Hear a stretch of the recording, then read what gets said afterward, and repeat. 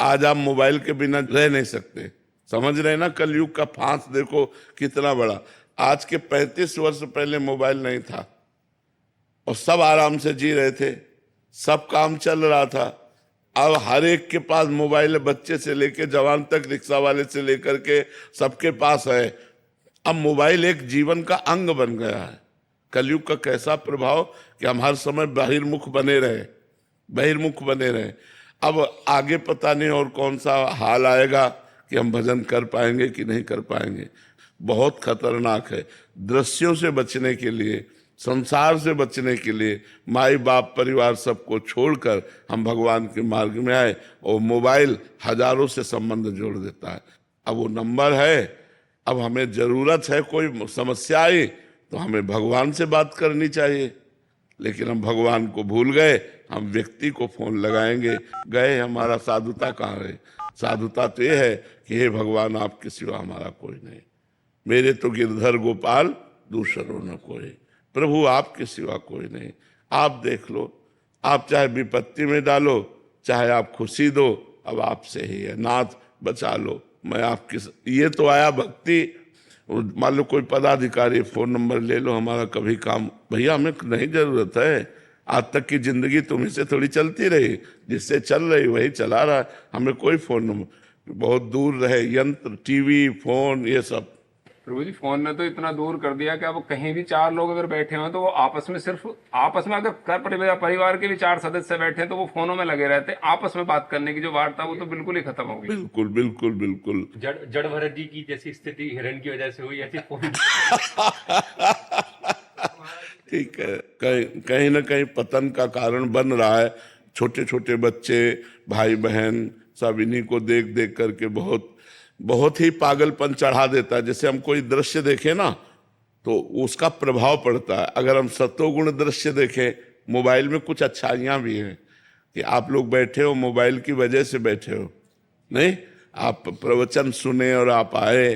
किसी संकट में हो तो आप किसी को अपनी परिस्थिति बता सकते हो, फोन के द्वारा बुला सकते हो। मान लो संसारिकता में एक दूसरे के संबंध में बड़ा महत्व रखता है, लेकिन अगर इसका सही प्रयोग किया जाए तो, गलत अगर प्रयोग किया गया तो बहुत हानिकारक है।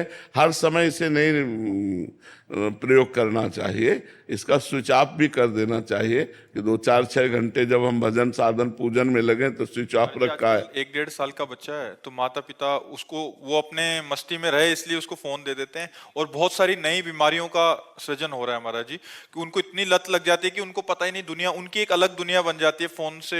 एक उसी का संरचना करते रहते हैं अपने माइंड में, और फिर बहुत आगे चल के हाँ, छोटे छोटे बच्चे गलत मार्ग में चले जाते हैं। बिल्कुल छोटे बच्चे बिना मोबाइल को देख, वो एक आंख मोबाइल पे होगी, वो एक ऐसे चल रहा है बस ऐसे करके। हाँ, तो सब चिंतन बिगड़ गया, सब बाहरी चिंतन आ गया, बाहरी चिंतन।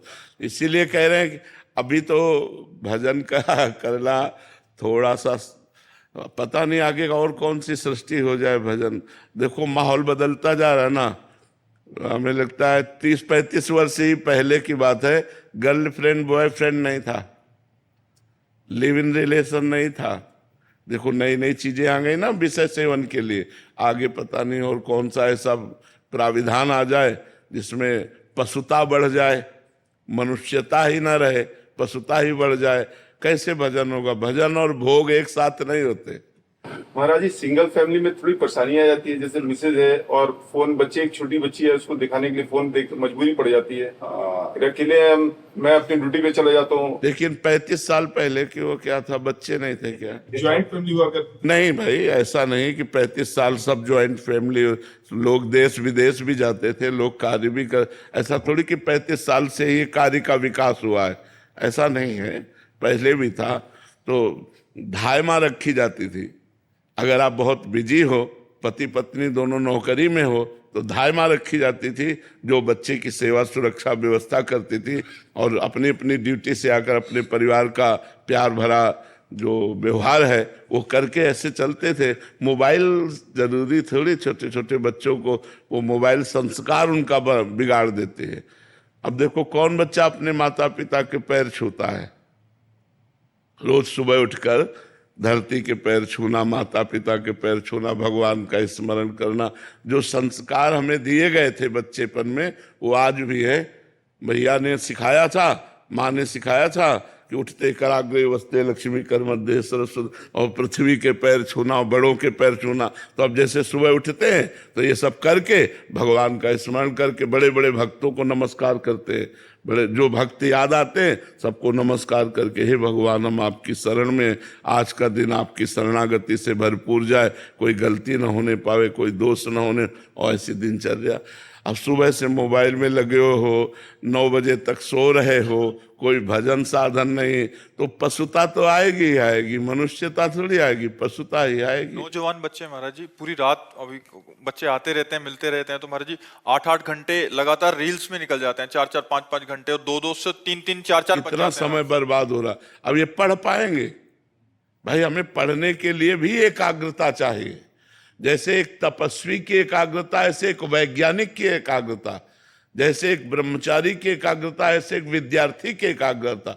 विद्यार्थी एक तपस्या में जीवन है, व्यसन रहित, व्यभिचार रहित, पवित्र चिंतन, पवित्र स्वभाव, तो विद्या अध्ययन में आगे उन्नति होती है। अब छोटे छोटे बच्चे हुक्का पीने लगे, बहन बेटी सिगरेट पीने लगी, नशा करने लगी, तो ये बहुत हानिकारक हो रहा है समाज में, जो ये गलत संस्कार बढ़ रहे हैं। तो हमें लगता है इसी जन्म में भजन